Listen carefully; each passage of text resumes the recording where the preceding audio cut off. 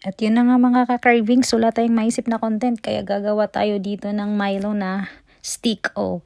Nakita ko lang pala yun sa TikTok kaya gagayahin ko. 1/4 scoop pala yung gamit ko sa Milo. Bali 1/2 yan.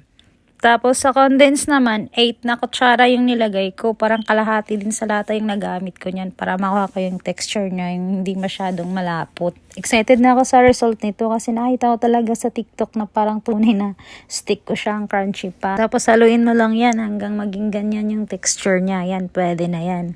Tapos ang gamit ko pala dyan ay Ziploc. Doon ko lang nilagay sa may baso. Tapos sinalin ko lang yan siya. Tapos mamaya itatali mo yan.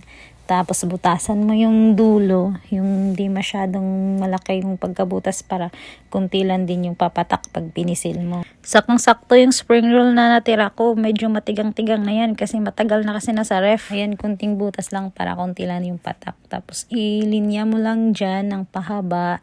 Tapos sa taas naman, 3 guhit or 4 na guhit, depende kung paano yan siya ilalagay ng ganyan pahaba. Lukot-lukotin mo lang pala yan na parang naglulukot ka lang din ng Shanghai ng dahan-dahan. Tapos pinunasan ko yan ng butter para pag ilagay ko yan mamaya sa frying pan, hindi siya didikit. O diba parang tunay na siyang stick o.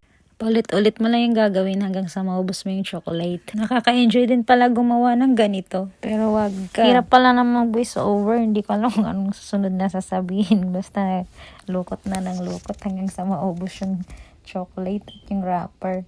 Ayan na. Di ba nakadami na. Tapos dilagay ko na sa frying pan. Hindi yan didikit kasi may butter naman yan na nakalagay dyan.